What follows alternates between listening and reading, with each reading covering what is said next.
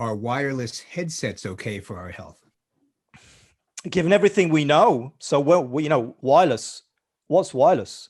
Radio, frequency, microwave, radiation. So we're getting the picture now. Yeah. We're thinking microwave oven. We're thinking all these effects.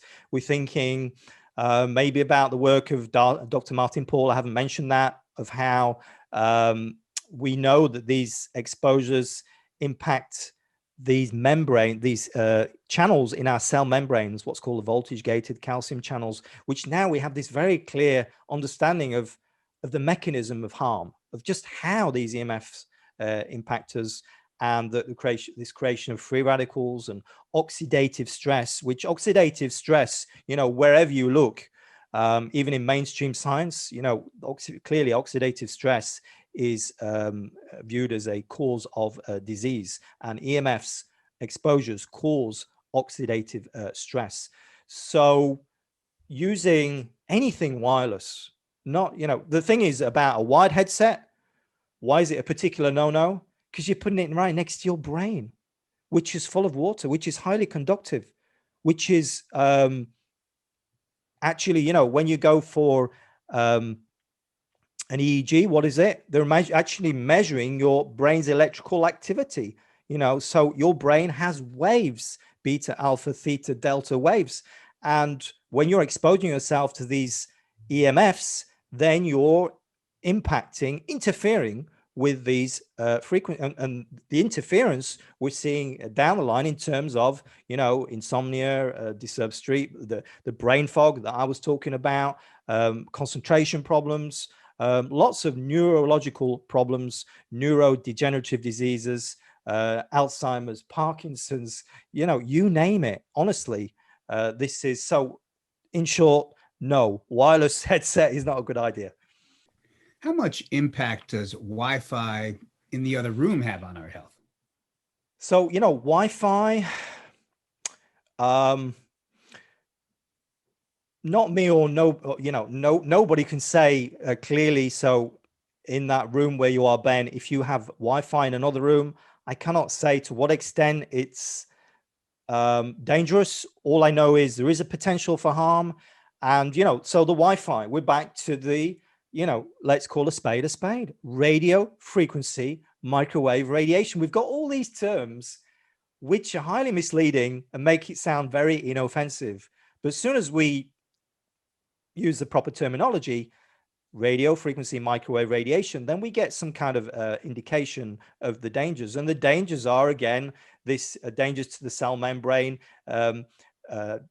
impacts on the CNA, double strand, single strand DNA breaks, damage to proteins, stem cells, disruption of the process of cell division, damage to mitochondria. Mitochondria is super important for our health. Our cells are full of mitochondria. It's these little energy factories which are producing this ATP, which is vital for life, quite simply.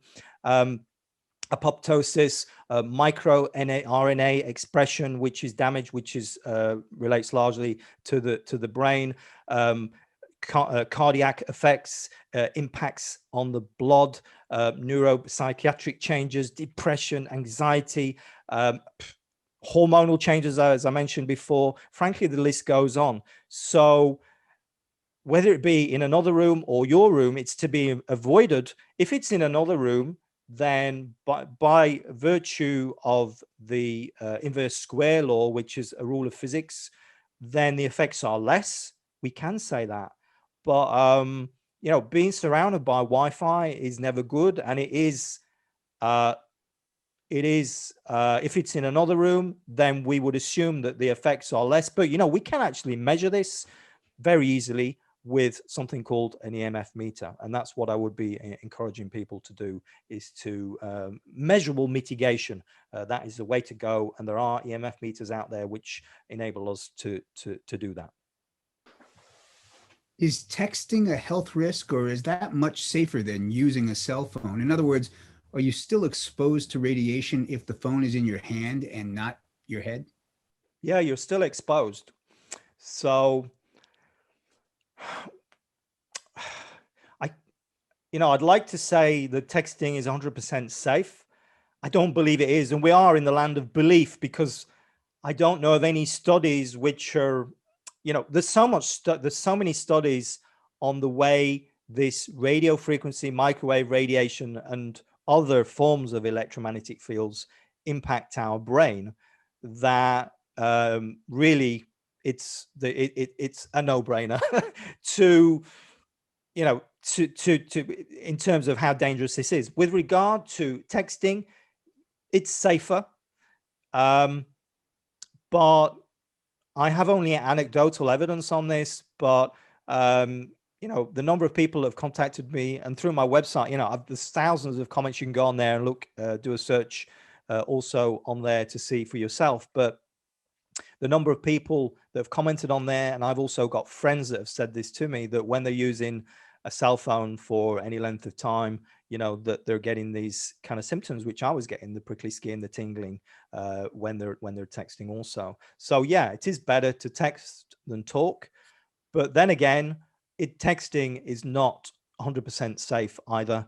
And really, the best thing to do with the cell phone is to switch the darn thing off as much as possible.